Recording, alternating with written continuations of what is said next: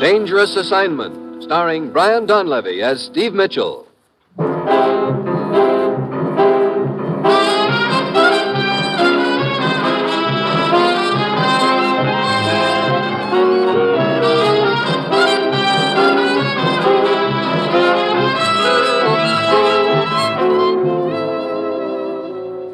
First, a word from the Ford dealers of America. Everyone's saying that the 50 Ford is a great car. Listen to what Mr. W. Henderson of Pomona, California, one of more than 470,000 owners of new Ford, says. Last January, I bought a new 1950 Ford six-cylinder two-door. This car is truly a pleasure to drive, and its economy's wonderful. I've driven it about 6,000 miles in city and country, driving an average over 21 miles per gallon. It rides quiet and steers easily, too. Yes, the owner of a 1950 Ford knows the real meaning of economy. He'll tell you that his big new Ford is low in first cost, inexpensive to maintain, and thrifty to operate. But find out for yourself. Stop at your nearest Ford dealers and get the facts on Ford economy. Then get in the driver's seat and test drive the big new Ford for 50.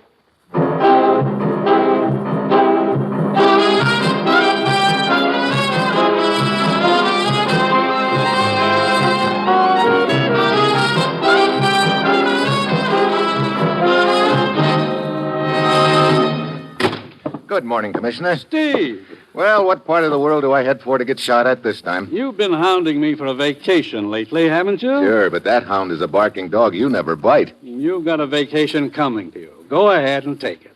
Come again? You heard me. Take your vacation. Are you kidding? Of course not. There's just one condition. I should have known. What is it? I picked a spot. Alaska. Alaska. Now, look. If I'm taking a vacation, I'd like to go somewhere and bake in the sun. Haven't you ever heard of baked Alaska? Oh, you're in real great form today. Look, do you want this vacation or don't you? Do I have a choice? No. That's what I thought. Well, you're sure, of course, that it is a vacation. You know, you're a very suspicious man. Sure, it's a vacation. Of course, there is the matter of the two missing scientists. Oh, great. My vacation has just turned into a busman's holiday. Okay, let's have it. Probably nothing to it, really. Just a simple matter. Sure. Just a simple matter. But somebody will probably have me chained to a sinking iceberg before it's over. Steve, a week ago, two scientists went to Alaska. An ex-Nazi named Dr. Herman Kreutzer, who's been denazified, we think, and a younger man, a nuclear physicist, Dr. William Peters. Why'd they go up there? To conduct experiments on the effect of water temperature on a new theory of submarine detection. They were to be gone 3 months. 2 days ago was Peter's wedding anniversary. He'd promised to call his wife on that day. She didn't hear from him. Well, a guy forgets to call his wife, so you send me to Alaska? When Mrs. Peters didn't hear from him, she got worried and flew to Fairbanks. She's there now, waiting to meet you. You think these two scientists stumbled onto something important up there, huh? I don't know anything about it, Steve, other than what I've just told you. But I can't help thinking that... Sure. Now, when you think, I move. Okay, Alaska it is. Mrs. Peters is at the Waterfield Hotel in Fairbanks. Well, that's it, Steve. You've got your your vacation. Good luck.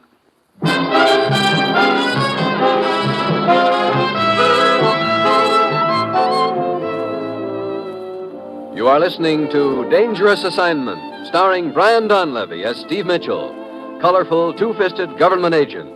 At all those places of the world where danger and intrigue walk hand in hand, there you will find Steve Mitchell on another dangerous assignment.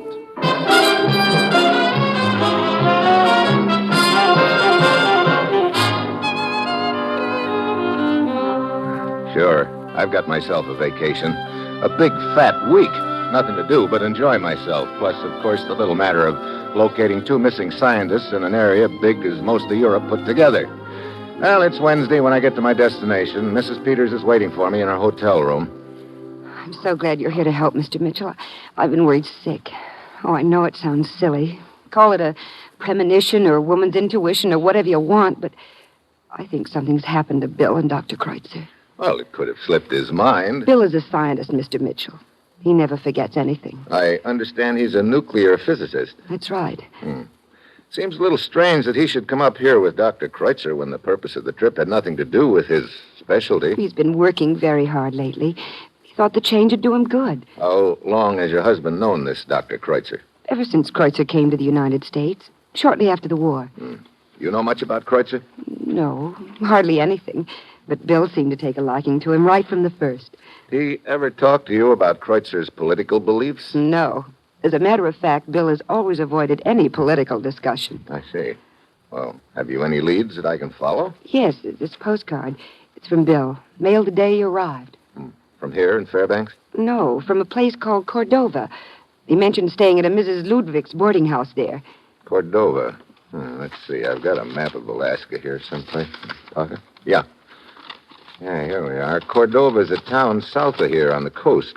Incidentally, take a look at these pictures they gave me in the States. One's your husband and the other's Dr. Kreutzer. Are they reasonably good likenesses? Yes, they are, Mr. Mitchell. Well, I'm going to fly down to Cordova and talk to this Mrs. Ludwig at her boarding house, and I'll let you know if I turn up anything there.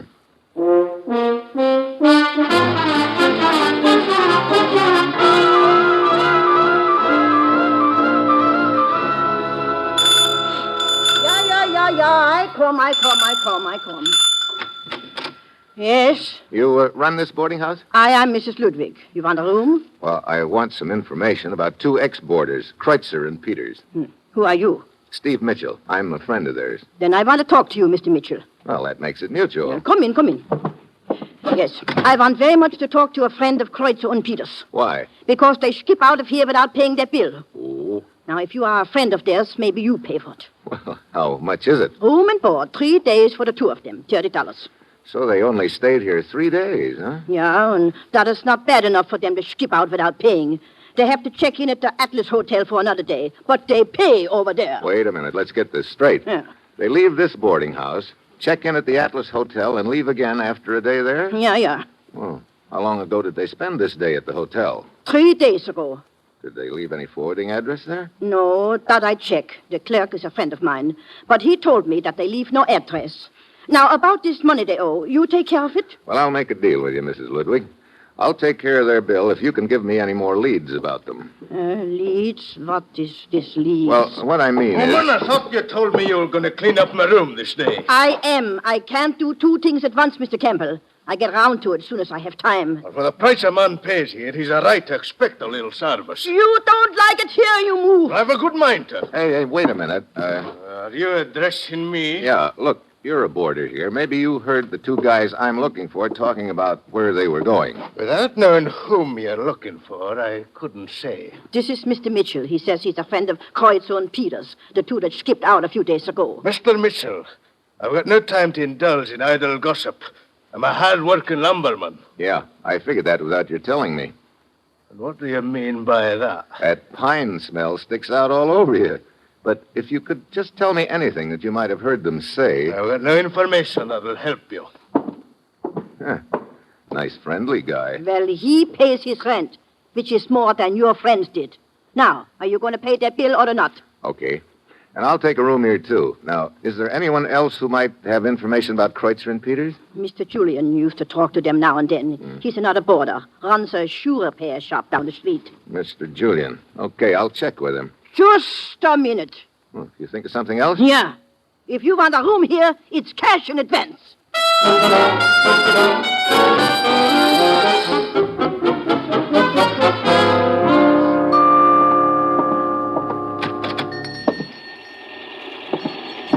Yes, sir, be right with you. Okay.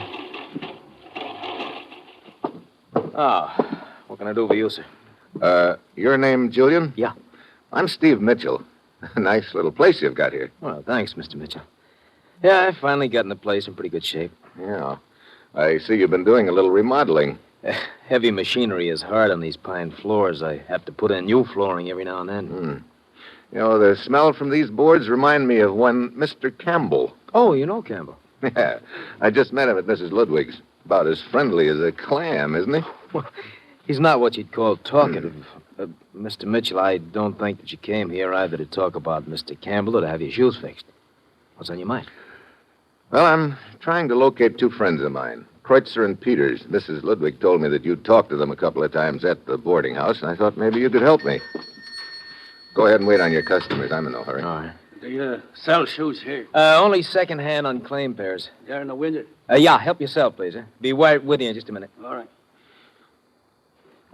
Mr. Mitchell, are you sure that you're a friend of Kreutzer and Peters? Yeah, why? Because I think I know where you might find your friends. Where? I heard them speak of going to see a girl named Christine Beauvais, I think they called her, up in Anchorage. I didn't say anything to Mrs. Ludwig about it because if they want to leave without paying their bill, that's their business. I'm a shoe repair man, not a debt collector. Christine Beauvais. How long ago was that? Oh, 4 days ago. Yeah, I remember. Because that was the day that we had the scare about the submarine. What submarine? Oh, a couple of fishermen sighted what they thought was a periscope close offshore. We've had several reports like that up here lately. Yeah, we've had them all over lately. Okay, thanks, Julian. I'll see you around.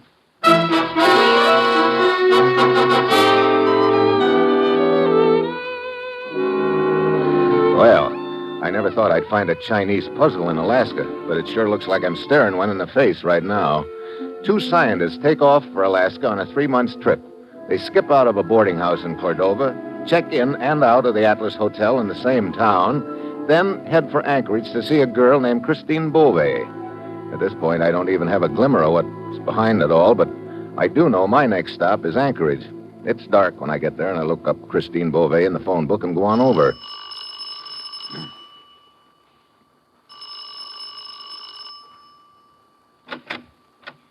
Yeah? Are you Christine Beauvais? Sure. Come on in.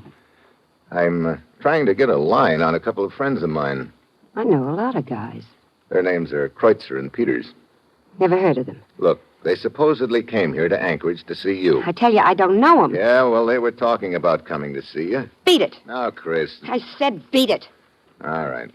But if you change your mind, I'm staying at Mrs. Ludwig's boarding house in Cordova. You heard me. Get lost.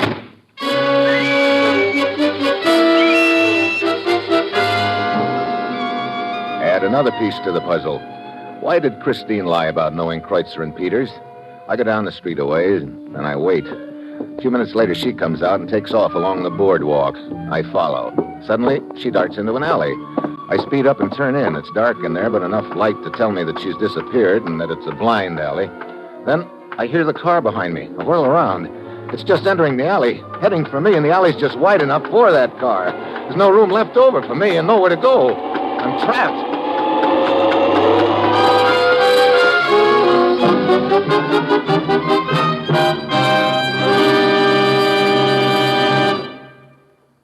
In a moment, you will hear the second act of Dangerous Assignment after this brief message from the Ford dealers of America. When you want the facts about a car, it pays to go to the people who know. And this year, the folks who have had a chance to compare the new Ford are saying that it is the finest car Ford has ever turned out. Yes, ask any Ford owner, any garage mechanic, any filling station operator, and you'll soon learn that the beautiful new Ford is tops for comfort, for performance, for safety, and for economy. They'll tell you what a thrill it is to drive this great car. They'll talk about its power and the way it stands up under all kinds of driving conditions. And they'll give you the facts about Ford economy. For this car is low in first cost and high in resale value. It's inexpensive to maintain and thrifty on gas and oil. But see, hear, and feel the difference yourself. Before you buy any car at any price, stop at your local Ford dealers and test drive the big new 1950 Ford. And now, here is the second act of Dangerous Assignment, starring Brian Donlevy as Steve Mitchell.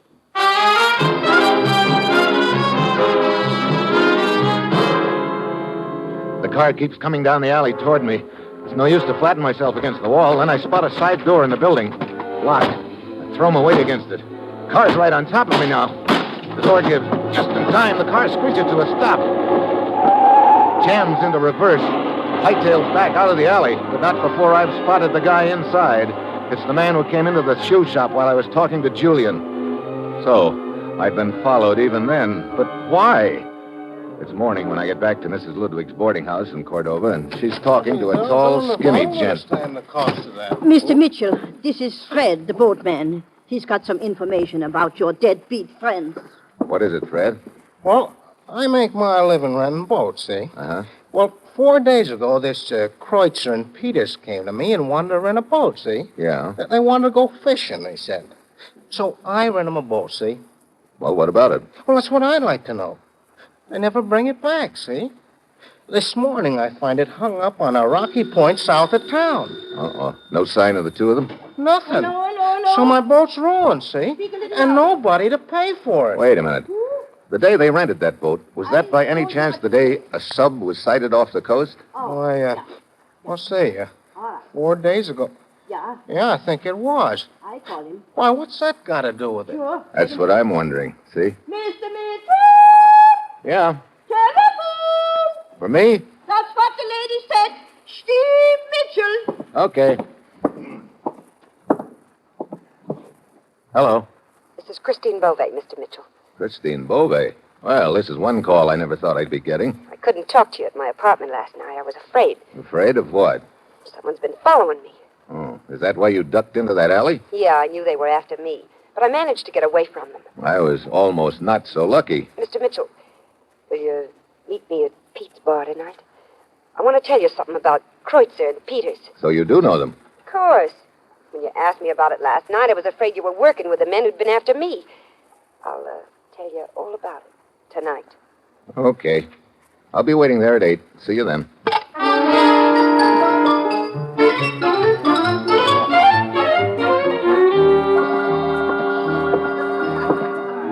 Howdy, friend. What's it gonna be? Brother, I know where you're from. Texas. Nope. Oklahoma. Uh-oh. Just across the line. On a windy day, we could hear them Texans talk, though. Friend, if you think I talk funny, you ought to hear the accent on them Texans. Yeah? Your name Mitchell? Uh-huh. Some high-stepping fella left you a message. Oh, what is it? She wants you to meet her at the cannery. The cannery. Where's that? Out on the pier yonder. Can't miss it. Wonder why she wants me to meet her there. Friend, I don't ask no one no questions. You want to do your sparking and canneries? Well, that's your business. But me, son, I'll take it. Wait a minute. When this filly, as you call her, came in, was a man following her? Friend, if I hadn't been on duty, I'd have followed her myself. But not to the cannery. Me, I'd have followed... Yeah. Here. That's for the drink. Better have a refill, friend. Might kill your sense of smell. What do you mean? You get a whiff of the cannery, you know what I mean.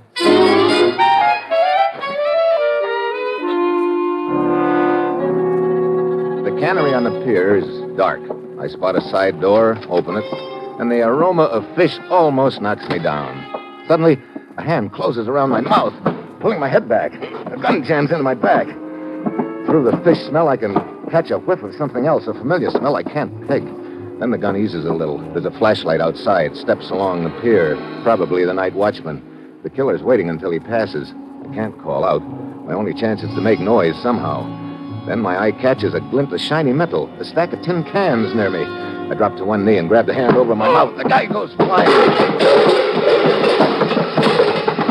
The gunman takes off through the darkened cannery. I try to follow, but I bump into every hunk of junk in the place. He gets away. Oh, Christine Beauvais was just a decoy. But again comes the big question. Why? By now I'm tired of asking myself, so I decide to ask the commissioner. Commissioner? Oh, yes, Steve. I'm glad you called. I've been trying to get in touch with you. What have you got so far? Well, I thought I had the whole deal figured out, Commissioner, but it just blew up in my face. What do you mean? Well, put it together this way. 2 scientists come up here. One of them is an ex-Nazi. Those boys have a reputation of selling out to the highest bidder. So? The other's the nuclear physicist who avoids the mention of politics. So they disappear from a rooming house, pop up at a hotel near the waterfront. They check out of that hotel, and somewhere along the line, they rent a boat to go fishing. Now, that boat turns up later, but they don't. And along about this time, there's a submarine sighted off the coast. Steve. Yeah, I thought our boys had had a change of heart and decided to leave the country. But what happened a half an hour ago changed my mind. What do you mean? Somebody tried to kill me in a cannery. Now, if the scientists had left, the deal would be all over. Then why the attempt on my life? Now, that's the point, Steve. Kreutzer and Peters haven't left the country. That's why I've been trying to reach you. 3 days ago, they checked into a hotel in Victoria, British Columbia. What? They also dipped down to Seattle. At last report, they were heading north again. Well, they could be collecting information from various points. And that was my thought. Maybe they're still planning on leaving the country after they've collected the information. If that's true, you've got to stop them. Yeah, first I've got to find them. Any leads at all? Well, I've only got one left. They checked in and out of the Atlas Hotel here in Cordova a few days ago. I'll go over there now. There's just a bare possibility that they may be back. Where are you now, Steve? I'm at Mrs. Ludwig's boarding house. What's the matter? Somebody just came in the front door. I'll call you back. Well, Mr. Campbell, the lumberman.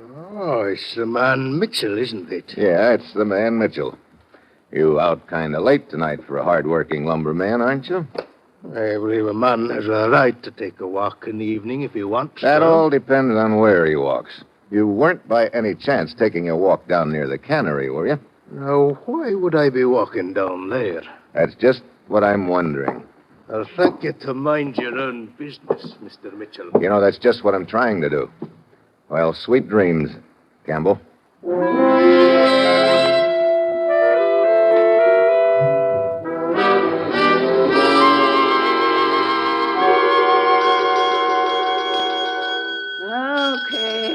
Okay, I'm coming.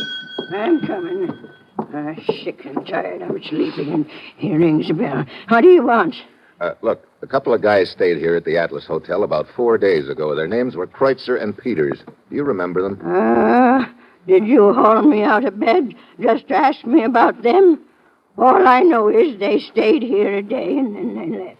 I know, but there's a chance that they may come back here. Now, I want you to take a look at these pictures. And if you ever see these guys again, there's $20 in it if you let me know right away. What do you mean, see them again? Let me take a look here. I never seen them guys in picture before in all my life. What? But this is Kreutzer and Peters. Yeah? Well, them pictures ain't the guys who registered as Kreutzer and Peters. Are you sure about that? Oh, sure, I'm sure. I see. Well, thanks a lot. Go on away.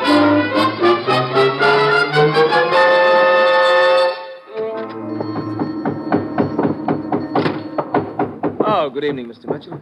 Julian, you're working a little late tonight, huh? Yeah. Seems like everybody in Cordova needs new half-soles. Shoes don't last long in this country. Julian, I want you to take a good look at these pictures I've got. Oh, sure. What about them? Are they Kreutzer and Peters? Of course. Why? Because the guys who registers as Kreutzer and Peters at the Atlas Hotel weren't, really. What? But, look, I don't understand. Well, what does that mean? I think I'm beginning to see part of the answer, but Mr. Mitchell, what's the matter? So there I am, standing on the new pine flooring in Julian's shoe shop when the smell hits me again. It's the same one I'd noticed before, when that guy in the cannery had clapped his hand over my mouth. And now at last I've got it pegged. And also at last a lot of things suddenly fall into place. What's the matter, Mr. Mitchell? I just had a thought, Julian. Say, you can do me a favor if you will. Of course. What is it? What time will you be through here? Oh, half an hour. Okay. I want you to go to the boarding house and get Campbell, the lumberman. Get him to go to the cannery with you, and then the two of you wait there for me, will you? Campbell? Oh, all right, Mr. Mitchell. I don't understand what you're up to, but I'll be glad to help.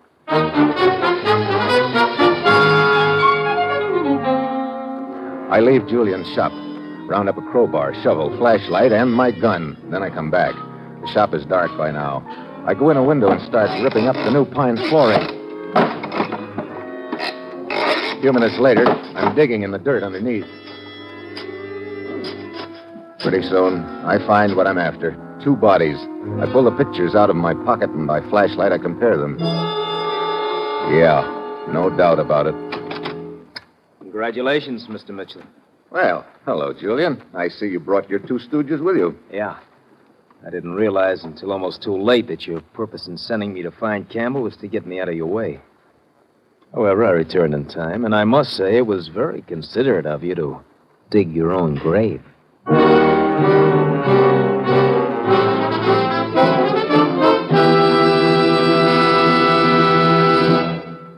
You will hear the conclusion of Dangerous Assignment after a brief message from the Ford dealers of America. Tonight, there are more than 470,000 enthusiastic 1950 Ford owners, and most of them are talking about their cars. Listen to what Miss Barbara Sargent of San Francisco says. I've been wanting a car for a long, long time, so when I decided to buy, I took my time and looked all of them over very carefully. Finally, I chose the new Ford because it was the only car that gave me everything I wanted. It's a beauty, both inside and outside. It's the easiest car to drive I've seen yet, and it gives me the smoothest ride of all the cars I tried. If anyone who is thinking of buying a new car will just drive one of the new Fords, I believe they'll agree with everything I said. Yes, Ford owners, mechanics, service station attendants, and garage men all over the country agree. The new 1950 Ford is the finest car Ford has ever turned out. They're saying it's tops for performance, for comfort, and for economy. But see, hear, and feel the difference yourself. Stop at your neighborhood Ford dealers and test drive the big new Ford tomorrow.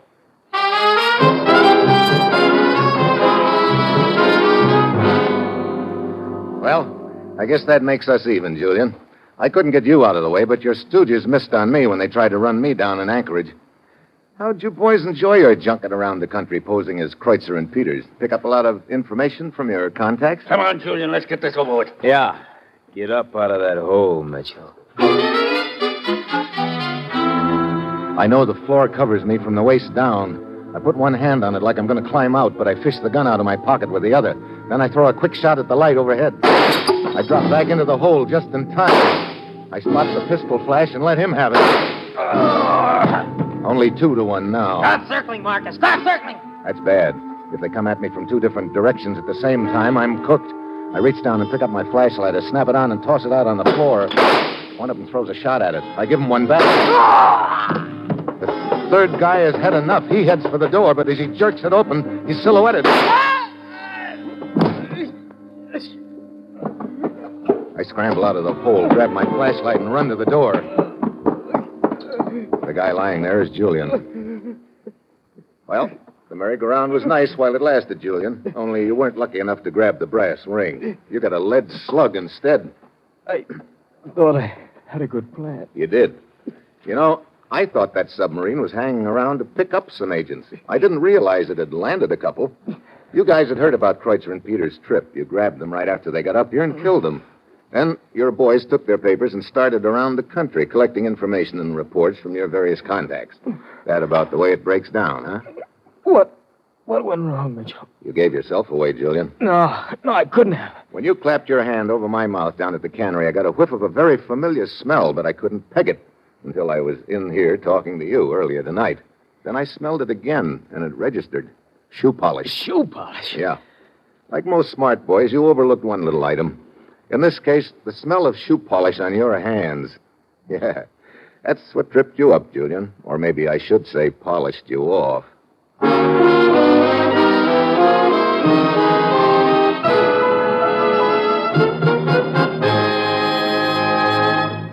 And now, a special announcement for friends of Dangerous Assignment. Dangerous Assignment will next be heard Wednesday, May 3rd, at the same time over most of these NBC stations. That's Wednesday, May 3rd, at this same time.